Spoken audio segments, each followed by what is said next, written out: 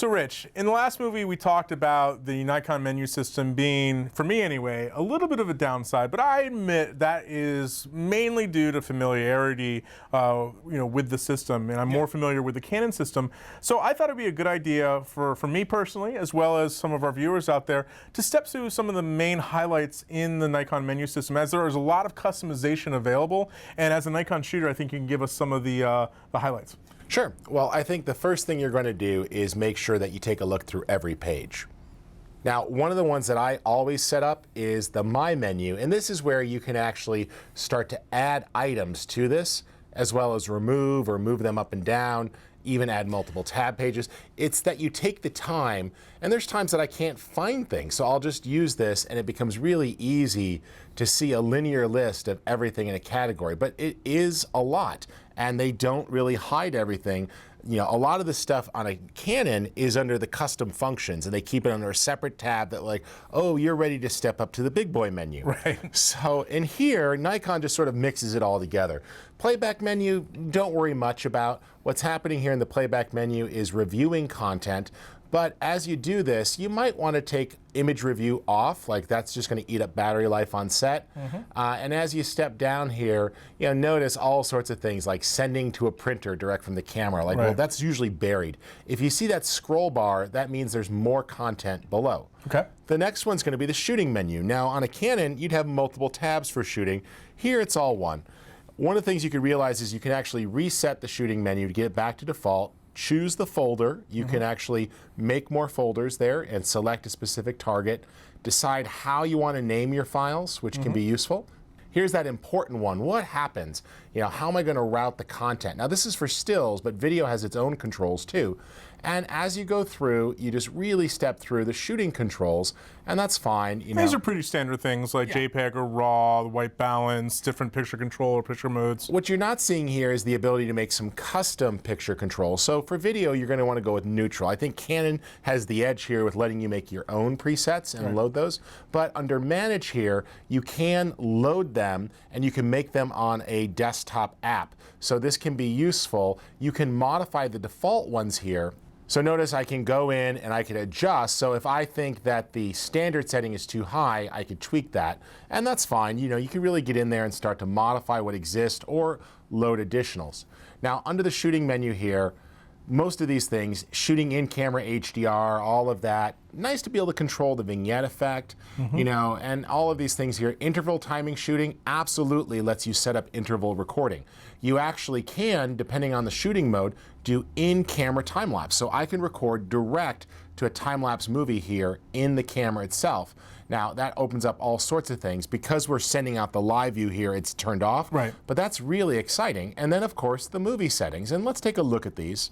All the ones I think you would expect, and some of the same things that we were talking about over on the Canon side. We've got 1080, we've got 720, and you're saying, well, what about I versus B? That's controlled over here under movie quality. So if you switch to the high quality mode, it's doing that all iframe mode essentially. Gotcha. So you got the same controls, they're just separate. And how about audio, Rob? What do you think? It looks pretty similar to what we had on the Canon 60. Yeah, I mean, this is a nice control, giving you a visual indication of your audio levels. And obviously, because I'm the second loudest person in the world, we got to turn it down a little bit.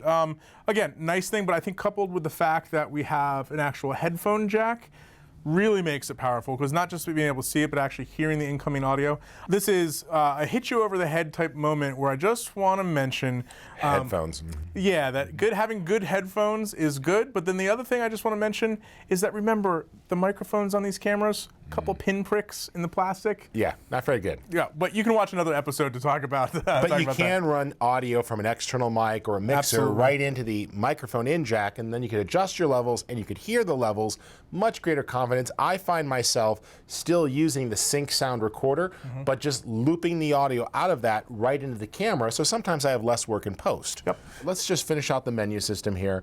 Besides the ability with those movie settings to adjust the audio quality, this is where you could target what's going to happen, and it does a good job of saying which card's going to go where and telling you the capacity of that card. I really like that, the duration of how much you have left on that card, which is nice. Now, this is going to be the menu that scares you, and even me sometimes. It's like, and where exactly is that? So all sorts of pages here, you know, I could drill in and it's like, oh, well, there's all the autofocus controls and there's a lot. And I could go in and say, well, what type of center weighting is it going to do? Now, this is mostly still shooting type stuff, so you're not going to worry too much. But you'll see there that there are actually things for how quickly does the monitor turn off. Right. You know, if I'm doing live view, I'm going to set that 10 minutes. That's going to suck my battery. Well, unfortunately, 5 minutes is the shortest delay, but you're going to have control there. And all sorts of options, you know, turning off the beeps if you're shooting stills on a set, the ability to adjust how many stills can be fired, all sorts of great control. And there are actually some additional movie controls down here. I do like the ability to assign my buttons. So depending upon what you're doing, if you're just shooting video, you might want to change some of your buttons and how they work. And as we get down in there, notice we can get pretty precise as to how things behave. So this is where you could say, when I'm in movie mode, what does the function button do? Well, you could have it simulate depth of field, or you could do exposure lock. So holding that down, if I'm panning with a mixed light scene, it's not going to do an auto exposure. So you can absolutely take control. Or what am I going to use this button for? It's nice to be able to assign how things behave, so you could temporarily enable or disable autofocus as well as lock autofocus. Yeah, so there's a lot of customization possible here. Yeah, but it is buried, it is tricky. And then, of course, it wouldn't be a Nikon if there wasn't a whole nother menu. And this is where you do the things like adjusting your user settings. You do have 2 user presets, so you can set up 2 quick modes, so you can just drop right into those. And what's nice here is the ability to clean the sensor. This is where you can control what's happening with the HDMI, what's the resolution it's sending out, so you can actually have really good control and target the device for output. So I like that. I think it works pretty well. All your standard things about information, copyright, the language, you know, everything you expect. Now, I'm a big fan of the virtual horizon. Like right now, it's telling us our tripod is not steady. And so this is just basically an in-camera bubble level. And you can also turn this on and off with the info button on the back of the camera when shooting live. Comes in real handy as you're working. And then, you know, this is where retouch, just for stills. And then, as we mentioned before, take the time to set up my menu. That's cool, Rich. Thanks for that little tour. I mean, I do think it's a little complex, but again, as I mentioned before, that might be my familiarity with it.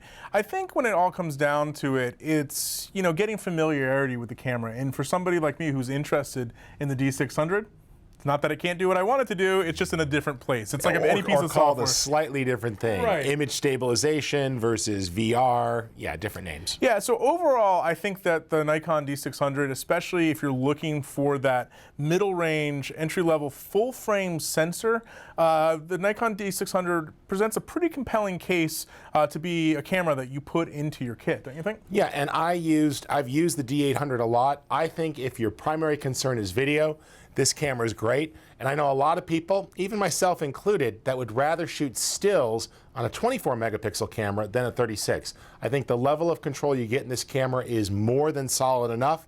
The D800 and some of the other flagship models are awesome, but at the price difference of less than $1,000, you know, over $1,000 savings on this model, I think at about $2,100, which is about the same list price as the Canon model, the good news is for about $2,000, you could step up to a whole new style of shooting that really is going to perform for you. Cool. All right, for lynda.com, my name's Rich Harrington. And I'm Robbie Carmen. Thanks for joining us.